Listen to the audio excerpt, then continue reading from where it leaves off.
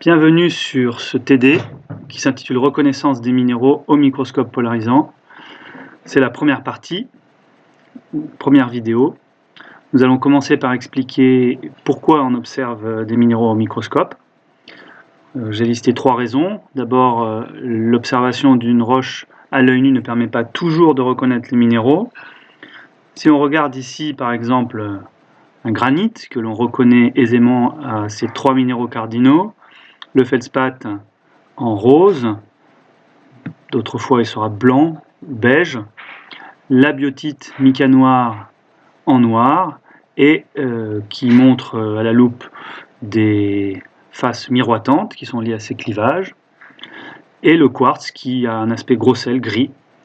Une petite précision, beaucoup d'étudiants confondent souvent, des débutants confondent souvent le quartz et les feldspaths, et dans un granit, ce qui est rose ou blanc, ce sont bien les feldspaths, et ce qui est gris, grossel, qui a une forme parfois de petite pyramide, c'est bien le quartz. Mais s'il y avait par exemple dans ce granit des minéraux comme les amphiboles, un peu de façon accessoire, on pourrait ne pas forcément les distinguer des micas.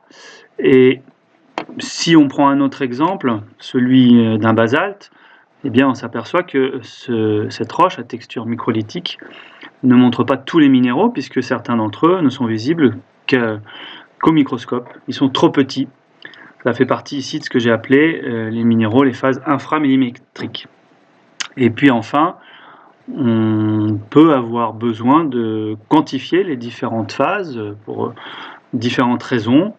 Dans ce cas-là, on peut utiliser un compteur que l'on met sur le microscope pour dénombrer plus précisément soit des surfaces, soit simplement le nombre de minéraux en présence. On peut avoir besoin de faire ça pour diverses raisons.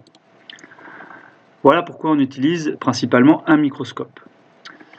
La préparation d'une lame, on va voir comment ça se passe assez rapidement. Eh bien, ça consiste à scier un bloc de roche. Ici, vous avez un granit où on voit la présence des feldspaths qui sont ici plus franchement blancs que sur le granit précédent. Une fois qu'on a scié ce bloc, nous allons le coller sur une lame mince avec de la résine. Vous voyez ici la petite section, petit pain de sucre du granit, et nous allons l'user jusqu'à 30 microns d'épaisseur. 30 microns, c'est une norme qui permet de reconnaître les teintes de polarisation dont on parlera tout à l'heure. C'est-à-dire que si on n'a pas bien usé à la bonne épaisseur, eh bien les teintes de polarisation dont on parlera tout à l'heure, encore une fois, ne seront pas les bonnes.